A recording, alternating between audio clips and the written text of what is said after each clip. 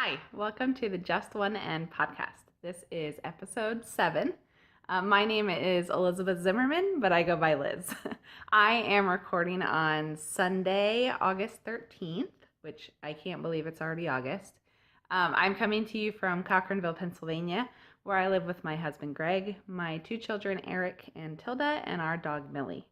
You can find me on Ravelry and Instagram as Algebrina. And speaking of Ravelry, we do have a Ravelry group called the Just One Ed podcast group. So if you'd like to, go ahead and join in there. Introduce yourself and join in the fun.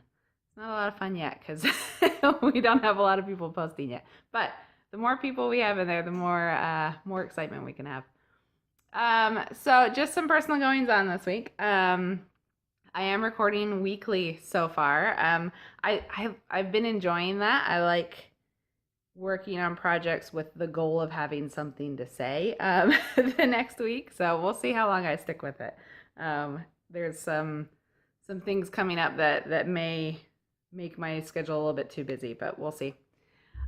So if you follow me on Instagram, you'll have seen this. I am part of a 5-voice a cappella group called Bonus Track. My dad put it together. My dad is our bass, my brother is our tenor, and then there's 2 other friends who have joined who are soprano and alto, and I'm the mezzo soprano. So we've been together for I think going on 9 years now. And we tend to do weddings and retirement communities. They'll put on entertainment. They'll hire entertainment for their residents. So we'll do things like that. And a couple of times now we've done the Baltimore Orioles national anthem, the national anthem at the game for the Baltimore Orioles. So we're doing that again this year. The game that we're going to sing at is this upcoming Friday, which is the 18th of August. I believe it's a 7:00 game.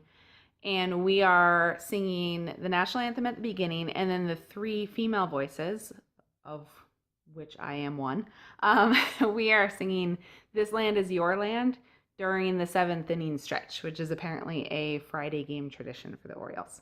So if you are in the area and would like to check out an Orioles game and see my group sing. It's a very small part of the whole game. The game is kind of the focus, but it's a lot of fun to do. So if you'd be interested in going, then you should do that because, it's a lot of fun. So that's going on next week. I am actually going to take the day off, mostly because I think I have to be there at like 6, and I live over an hour away from Baltimore, and trying to get off work on time is always a challenge for me, and being able to get down there and not have to stress about traffic and getting there on time, it's just not going to be worth it. So I've decided to take the day off, and I'm going to do a little personal yarn crawl. I know that I've said I'm on a yarn diet, and I'll get into that later, but but there are a couple of shops down the Baltimore way that I'd like to check out. Close to the stadium is one called the Neighborhood Fiber Company. I ran across them at Maryland Sheep and Wool. I picked up some yarn of theirs that I'm using in my exploration station, which you'll see a little bit later. And I'm really enjoying working with their yarn. So I was really impressed with their booth when I went to the festival. So I want to check them out. And I'm going to be right there. So I've decided to do that.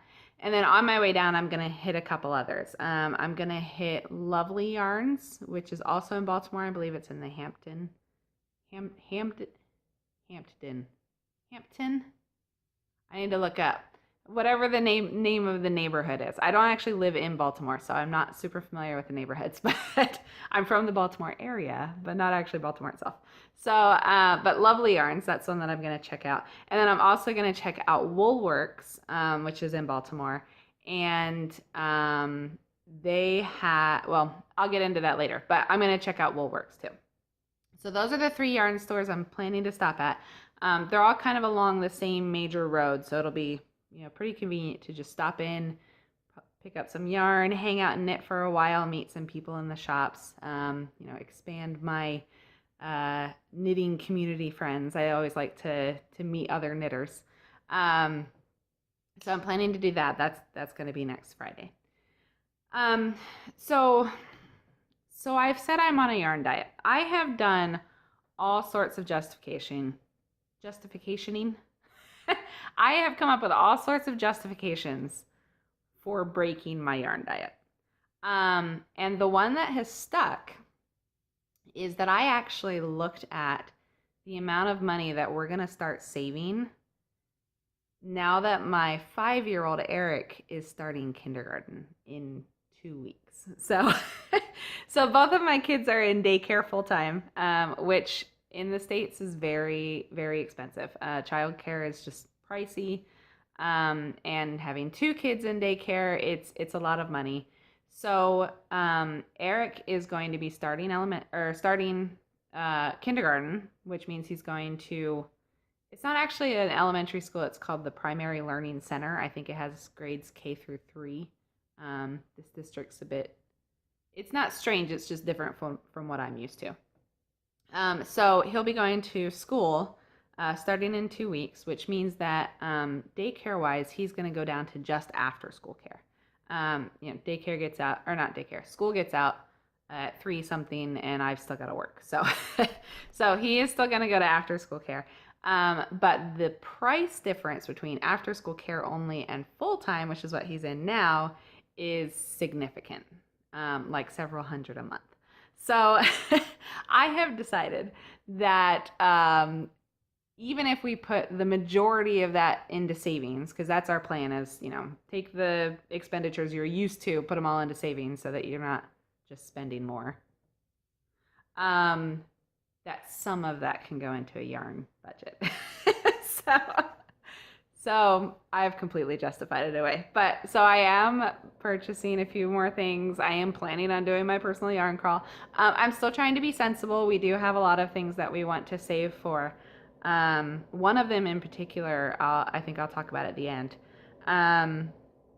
But yeah, it's so hard to yarn diet when yarn is so beautiful. So anyway, and you'll see the result of that justification in the acquisition section, because I went a bit overboard. So anyway, but before I get into that, let me talk about some of my projects. I don't have any finished objects this week, but I've made a lot of progress on a lot of different projects, so I'm happy about that. First of all, I've picked up again my childhood memories shawl. I am housing this project in my Dalek project bag by Steel City Stitcher with my favorite little Dalek zipper pull. I am, let's see. The Childhood Memories shawl, or I guess it's just called Childhood Memories, but it's a shawl. The pattern is by, sorry, I have to look at my notes around my camera. Lisa Hannes, I believe, Hannes, of Malia Designs. And the yarn that I'm using is from Volenvine, and it's what I picked up at my last personal yarn crawl to Do You Knit. It is the Neptunia colorway, which is a sparkle. Well, it's on our sparkle base, but it's a green colorway with lots of light blue. I'm not sure if that's focusing, so sorry if it's not. But some light blue and brown and neutral colors thrown in there. There we go.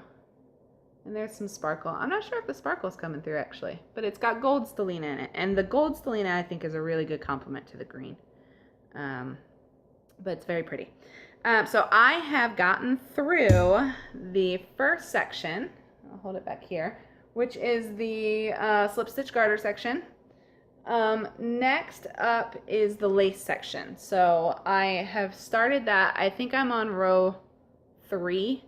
I I had been on row 3 yesterday, and I went knitting, hung out with some friends, and tinked back the whole row because I missed 2 stitches at the very beginning. So I'm still only on row 3, but I was making good progress until yesterday. But yeah, so that's coming along. I'm very excited about that. Oh, let me also call out. I tend to forget to call out all of the little things about my projects and what I'm using on them, so I'm going to remember. And this is also my Sucre Miniatures Progress Keeper, which is a brownie, which I got off her Etsy shop. And the needles that I'm using my Chigo interchangeables with the red lace, or the red cord and lace tips. I have basically the components of the red lace interchangeable set. You can see they're the nice pointy tips. I prefer pointy tip needles. I also prefer steel over wood. We've talked about that before though, so. And if you're new, you could go check out an old episode to see me talk about that. But these are US size 4, which is 3.5 millimeters. So that's what this shawl is. I'm really excited to be making progress on it again. It was just hanging out for a while and not really getting worked on. Well, especially with my worsted boxy. I spent so much time working on that everything else is getting ignored. There's 2 other things I want to mention about this. So first of all, I think I've mentioned this before, but I'm a continental knitter, which means I hold my yarn in my left hand, and I basically pick my stitches. Purling with continental knitting is a bit awkward. Sorry, I lost my yarn. One sec. Trying to pack this away and the yarn's not there. Purling's a bit awkward with continental knitting. You have to like bring your finger down with the yarn draped over it, and it sometimes slips off. So it's not terrible. I don't hate purling, but it's a little inconvenient if you have to do a whole row of it. It's just not always that easy to do. So I have picked up the style of knitting that's called Portuguese. Now in Portuguese knitting, you hold the yarn in front of the project towards yourself, and you tend to like flick the yarn over the needle with your thumb. And purling is even easier than knitting. So if I have to do a big long row of purl, then I will usually switch to Portuguese for that row. It's also my favorite way to do color work. Doing two-handed knitting with Portuguese and capturing the floats and all of that is so nice with Portuguese knitting. So highly recommend that if you're in the market for a new way to do to do something. But this is my knitting pin. It really doesn't want to focus today. There we go. This is my knitting pin for my Portuguese knitting. I actually have 2 of these, but I can't find one of them. It's a sea turtle. So I got this off of Etsy. I can't remember the name of the shop, so I'll put it in my show notes. But what this does is you carry the yarn from your project through this little hook and then tension it in your hand. So this actually has a magnet on the back. There we go. It has a magnet on the back that you use to pin to your clothes. I mean, you can also use a safety pin, which I've done, but safety pins tend to leave holes in your clothes, and it's just, I prefer to use the magnet. But this is a handy little tool because I'm using it for my childhood memory shawl, because it's in the lace section. There are some purl rows. I've got it attached to my project bag. So that is that project. Make my little I'm done talking about it pile on the floor here. The next shawl that I'm working on is my childhood memories shawl. So this is in another Steel City Stitcher bag. This is my fruit bag. It came with this orange slice zipper pull, which I also sometimes use as a progress keeper. This one has 4 different yarns, so the bag is a bit stuffed at the moment. Not least of all because I am keeping one of those yarns in my Yarn-It. So this is a yarn holder. It's got a rubber bottom, so it keeps it from slipping. You can find these online. It's got all sorts of holes. You've got multiple holes on the side that you can carry yarn out of. There's a couple of slots in the top that you can carry them out of. And then the bottom has, the bottom part pops off, and this area here, you could put like stitch markers and little scissors and things like that to store in here. So the Yarn-It Very cool. Now, I did figure this out, and I think I figured it out because Chelsea of Legacy Knits talked about it. So it comes with this little purple stopper. Well, mine's purple, but it comes with this little rubber stopper thing, and it kind of looks like a needle tip cover. You know, like when you're working with DPNs or you're just holding onto a project, you can put a little rubber tip on the front. But there was only one of them, and it came like this, like it was in that part of the ball. And I was like, what the heck is this thing? So I didn't know what it was. I finally found out that you can use it to put into one of these holes to keep your yarn from trying to open. Because the way it opens is you've got the two halves and they slide and come apart. So if you've got this in this hole here, then it's not going to come apart on you. So mystery solved. That's that's one of those low-level mysteries that bugs you, but you never really do much research to figure out the answer. So that's what I'm keeping that one yarn in. This is actually the purple yarn that I'm using for one of my colors held with mohair. So that's why I've kept it in here, because I wound them together, which didn't turn out to be the best idea because I didn't keep the tension the best. So I've actually got like a gap between the mohair that I'm carrying and the purple yarn. But anyway, the yarn, it helps keep things a little bit neater. I'm also using this one here, which is from Beach Paint. Oh, I have her tag. Hang on. Beach Painting Gal. Beach Painting Gal. I don't know what her online presence is. I picked this up at Maryland Sheep and Wool, but she left a Yahoo address to email her with your finished projects. So I'm not sure if she has an Etsy shop or anything. But this is, I don't know the colorway. I only saved one of the bands, but this is it's a green and blue and purple variegated yarn. So that's one of my other colors. I've also got a sparkly one. And this one is from Tempting You Yarns. Again, I picked it up at Maryland Sheep and Wool. It's a neutral base with green and purple in it, and then the stellina. And then my last color is a bright green, neon yellowish color, which I also got from Beach Painting Gal. So these two I got together from the same vendor. Sorry, bag down. So those are my colors. I also have sections where the purple is by itself. I actually don't have that yarn in here, so I'm hoping I can figure out where it is exactly. But that's this one here. It always shows up more maroon. This is better. I can, well, it's a pretty deep purple. It's not as maroon as it shows up, but it is so soft. I love this yarn. So this is the one that I picked up at the Neighborhood Fiber Company booth. It has cashmere in it. It's beautiful to work with.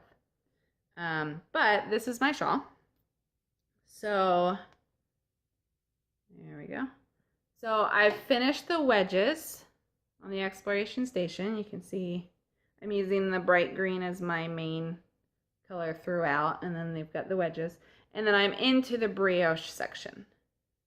So the brioche section is where I'm using the mohair. There's the dark green variegated one, and then there's the purple with the mohair. So I'm using that in the brioche section. I've gotten through the repeat of the first 6 rows, and then I think I've got like 8 more rows to do in this section. So I'm making good progress there. Let's see. I have to remember everything that I talked about. So the pattern is by Stephen West. It's available on Ravelry. The progress keeper that I'm using, and I'm actually just using it to mark the right side is my Star Origami Progress Keeper from the Sexy Knitter, who's on Etsy. And so she will tell you, these are really sturdy. I can firsthand attest to that because the other day, Tilda was hanging out by the chair that I was sitting in, and she was chewing on something, and I was like, "What are you chewing on?" So she spit it out, and it was one of these origami stars. I was like, "Well, that's really irritating." But after the slobber all dried off, it is just as good as it was before she started chewing on it. It has the same shape. The edges or the corners are maybe a little bit dented, but that's it. I mean, it is incredible how well this tiny little paper survived an ordeal with a 2-year-old. So so these are really great stitch markers. I think she commented to somebody that another person had said that it went through the wash and it came out just fine. So yeah, they may be made out of paper, but they are really strong.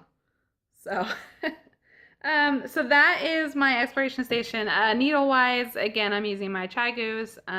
This one is a size 6. Now the pattern called for a size 4, but I was watching Stephen West knit it in the videos, and his gauge is so loose. And I liked, I don't know, I felt like I was so tight on a 4 that I wasn't going to get the same size and drape and feel that he was getting with how he was knitting.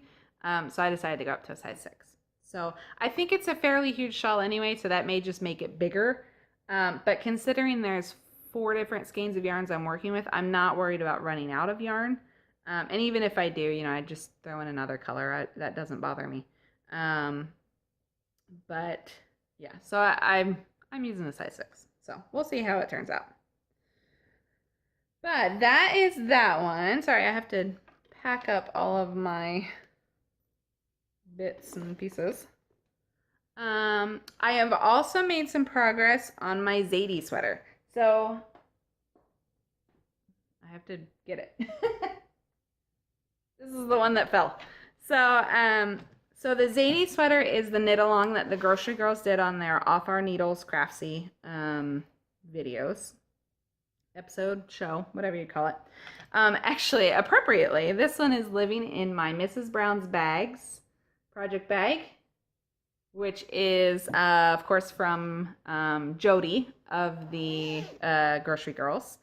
Let's see, the yarn that I'm using is, it's a Craftsy kit. So I got the Cloudborn Highland Worsted in the Charcoal Heather colorway. So it's just gray. The pattern is by Mercedes Tarasovic, one of those. And like I said, it's available on Craftsy. I have finished the sleeves. Yay! So I finished my increases. I made it the right length-ish. It's a little bit short, but I ran out of yarn on the one ball, and I didn't feel like attaching another ball. So we'll see when I do the sweater and I'm about to join for the yoke if I am still happy with the length. If not, then I'll add on a couple more inches. But for now, I'm pretty happy with it. I had to get a longer cable for this because knitting sleeves 2 at a time takes up a lot of cable length, magic loop wise. So I believe I'm using a 50 inch cable. Again, it's Chigoo. The needles I'm using are size 8. And then I've got a Progress Keeper, which I don't know when I moved it, but this is also from Sucre Miniatures, and it's a little pepperoni pizza slice. So it's super cute. So I'm making some good progress there. I've got, the next step is to cast on for the body. I'm just resisting. It's like 200 plus stitches, and I just haven't gotten around to it. Now the yarn I'm finding, I don't love the yarn. It's a little bit scratchy, not really scratchy. It's just a little bit rough. I've heard that it softens up when you block it though, so I think that it'll be okay when it actually comes to wearing it. That's that one. And then my last knitting whip is a pair of socks that I just cast on this morning for my son. I was gonna cast them on yesterday, when I was out knitting, but I brought the needles with me and forgot the yarn. So, so the yarn was at home. So this is the yarn I'm using. This is KFI Luxury Collection. This is the ball band. I think it's actually a DK weight.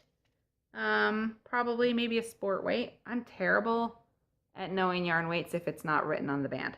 But it's definitely thicker than a fingering weight. So when I started casting on with the size 2 needles that I typically use for my sun socks, it was definitely, I could tell something was not right with using a size 2. So I looked at the ball band, realized it was a thicker weight, and now I'm using a size 3. So it is 70% extra fine merino, 25% polyamide, and 5% cashmere. So it's really soft.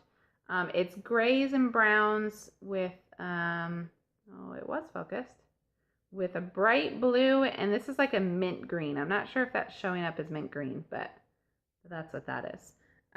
So I am keeping this in my Freckled Whimsy project bag, which is, I think it's called Happy Hippos. I think it has a name.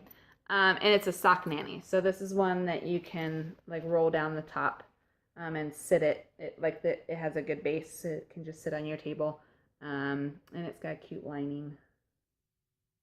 Yeah. So great project bag. Perfect for socks. I love this project bag for socks. And I'm using DPN. So I have my needles in a needle cozy. Keep them snapping, keep them from pulling out. This needle cozy is from Steel City Stitcher. So I picked that up from her. One of the many times I purchased a bag as well. But this is what it's knitting up like. So it's got some nice stripes in there. That's the side with a jog in it. There we go.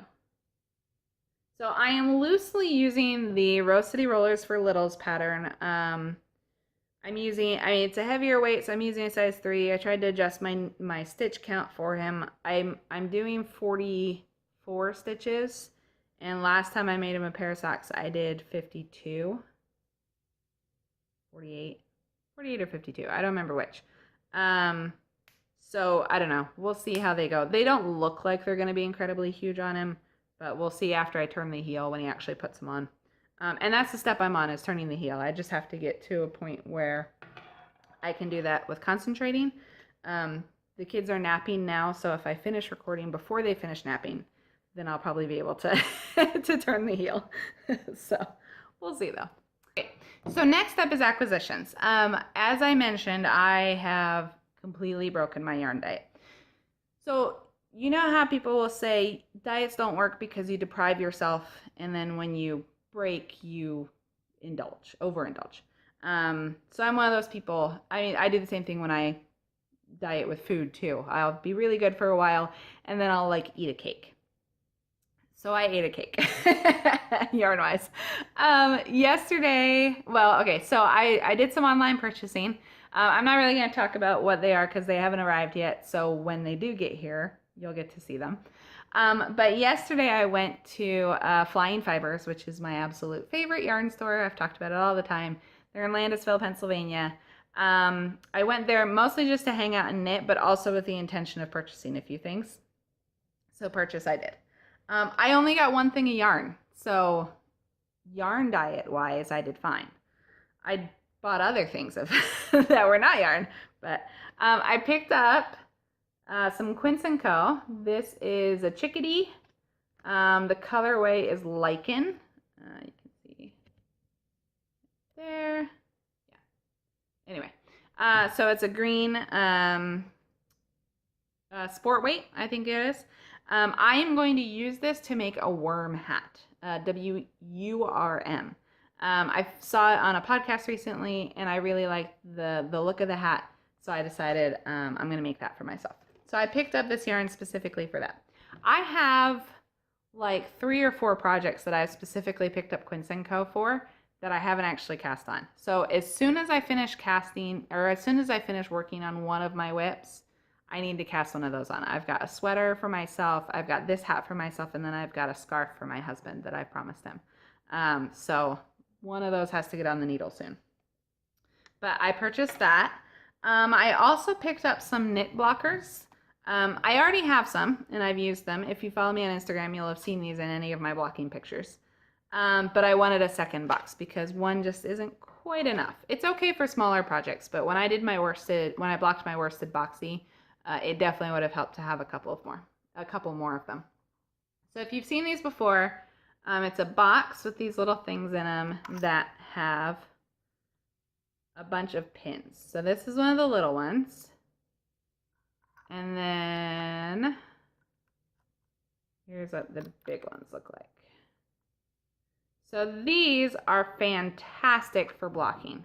I am terrible at blocking with T-pins. I just don't enjoy it. I don't know. It's not very good.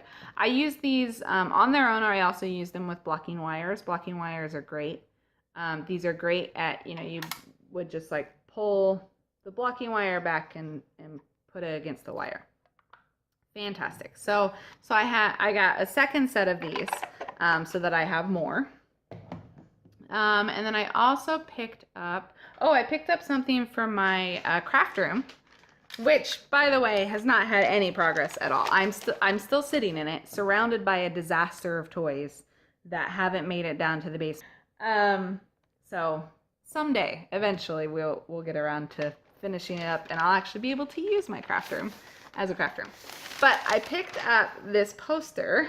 Oops, holding it upside down. For my wall. So this is a yarn pyramid. Hopefully you can see that. So it's got synthetic fibers at the top to use sparingly, and down at the bottom it's got sheepwool and a lot of different breeds shown there. So it's really cute. I really liked it. So I picked that up, and that is going to get a frame and go on my wall. Probably a frame. I hope it'll get a frame. Otherwise it'll kind of look not nearly as nice as it is. So let me get that back in its case so that my children don't ruin it, because they will. So that's going to go up on my wall in the craft room soon. And then lastly, I picked up a loom. Yeah, I picked up a loom. Yarn diet be damned. So I knew that they carried this loom. It's called a Cricut loom. It's 15 inches wide. It's fairly small. It's great for a beginner, but you can also grow into it because it's versatile. So let me show it to you.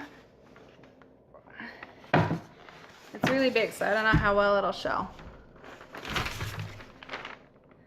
But this is the loom. There we go. Like that.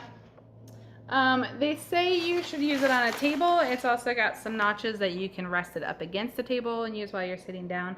I have figured out a way to hold it in my lap and be lazy and use it in my recliner, because that's where I like to do all my crafting. So I put it together last night. I put all the pieces together. I warped it, which if you're not familiar with weaving, is putting all of, whoops, hang on. There we go. I warped it, which is putting all of these vertical yarn strings, the warp lines. It's putting all those in. And then I started weaving. So it came with some yarn, so I just used what it came with. So it's got some blue warp lines, and then I've got purple, purple as the weft, which is the horizontal yarn. So it's making a really cool fabric. I really like it. The colors together are great. I'm not doing fantastic. My edges are a little bit rough. But I did download a Craftsy class last night. I downloaded it after I started weaving, so I was already watching it while I was weaving. But I did pick up some tips there that I'll hopefully be able to neaten up those edges and,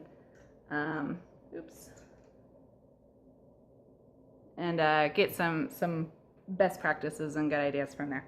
So I'm working on that. So that's just going to be a scarf. It's just a simple learn things, figure it out, practice kind of thing. What I'm hoping to do eventually is put in the yarn that I haven't. take scrap yarn, sock yarn, different weights of yarn, everything that I've already put into my Cozy Memories blanket, but still have more of, and put that into some fabric. And then maybe eventually take that fabric and sew it into a big knitting bag that I can keep projects in, maybe make smaller project bags. I don't sew a ton, but I can, so we'll see if I can find a pattern that'll work for it. But I will tell you, the major inspiration for this is two people, really. Nikki, who is Clara Peggotty on Instagram. She makes these beautiful pieces of fabric. She does blankets, I think, using scrap yarns. I first saw it on Inside Number 23 with Katie. She'd made one for her. They're just beautiful. I love the concept of them. I love how they look. So it inspired me that I wanted to get into weaving. Also, one of the podcasters that I've been watching recently, that I'll talk about in Podcaster Love, she also is weaving in the episodes I'm watching. So so that made me want to try it out. So I did it. I bought a loom. I started working on it. I'm enjoying it.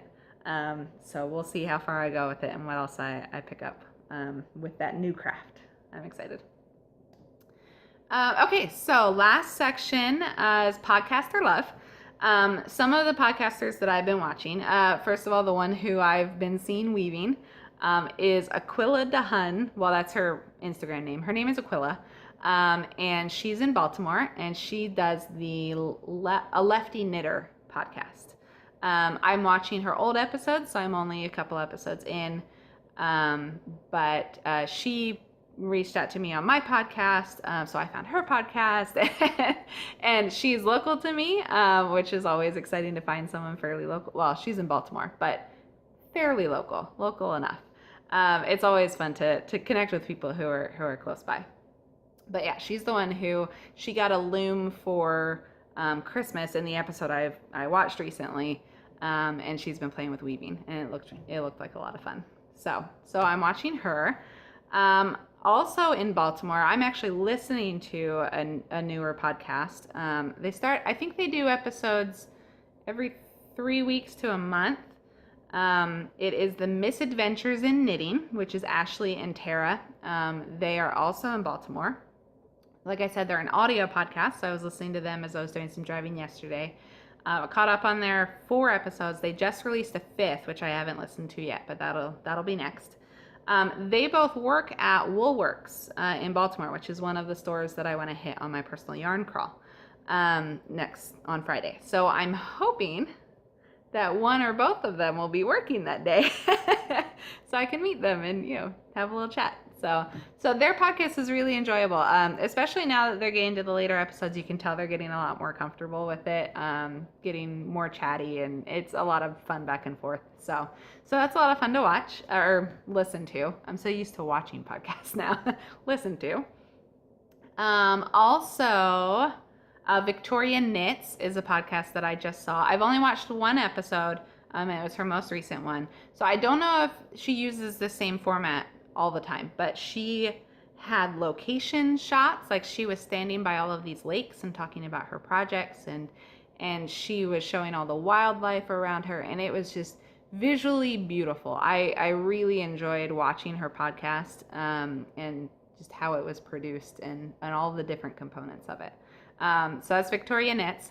I'm gonna hopefully be able to watch her back catalog soon too, to be able to catch up. The Professor Knits, who is Nikki, she also recently put out a new episode. She's been on hiatus for a little while, and it turns out it's because she moved across the country since her last podcast episode, which I don't think she had been planning by her last podcast episode. So she was gone for a little while. She's back. So I watched her latest episode. Another new one I started watching just in the last couple of days is Cara from Knit All the Things. She's in the UK.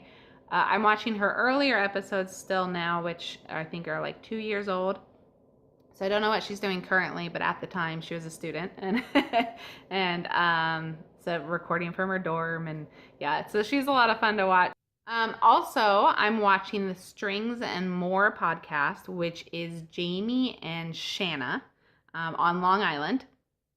I found them because Shanna, I think it's Shanna, commented on my finished object picture of my worsted boxy and said, "Hey, the Strings and More podcast is having a boxy along. You should totally enter this." And I was like, "Oh, thank you for telling me."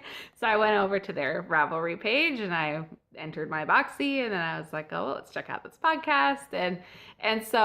So Shanna has a yarn company called Lamb Strings Yarn. Has some beautiful yarn that I'm sure I'll get my hands on eventually. And they host the podcast together. I'm always starting at the beginning, so I never know what they're actually currently doing. But at the time, they were recording outside. They are a lot of fun to watch. They're good friends, and I love listening to their accents. They actually comment on it a couple episodes in. They're like, "Gosh, I hope our accents aren't that strong." And Shanna compared it to Janice from Friends as to having that really whiny Chandler voice, which they don't have. It's not that strong. It is, I mean, you can hear their accent, which I think is just cute. I love accents. And so when they say certain words, it'll come out. So it's just cute. And I noticed that Shanna was drinking my favorite beverage, which I actually happen to be drinking right now, which is the Arnold Palmer Half and Half, which is half iced tea, half lemonade, light, because you might as well watch calories. But she was drinking that, so always fun to find a fellow beverage drinker. Well, a beverage of your choice drinker. So that was the Strings and More podcast. And then, of course, I'm watching the old standbys. I've been catching up on Bakery Bears as always. It's always an ongoing marathon to catch up on their episodes. Naughty Nitwits, and then Knitter's Got a Knit. They also put out a new episode that I watched. On deck, though, I do want to watch the Dog Dare podcast with David Dog Dare, I think is his Instagram name. I have watched his intro video, but I still need to get into watching the episodes. So that's on deck. But I think that's everything today. I think it's probably going to be a long one. Let's see. Ooh, I'm at 45 minutes. I've been trying to be shorter. Actually, that's not terrible. It's better than my first episode, closer to an hour. But say lovey. So, thank you for watching. Thank you for joining me today. If you enjoyed it, give me a thumbs up. If you'd like to, go ahead and subscribe. We're at, I think, 66 subscribers right now, which is exciting. When we get to 100, I'd love to do a giveaway. I'd also really love to do it in the Ravelry group. So if you haven't already, hop over to the Ravelry group and join there. I'd love to start being able to do some knit-alongs, giveaways, things like that in there. And, you know, get more of that community chit-chat going. So, yeah, I think that's it. So, thanks again for joining me, and I will see you next time. Bye!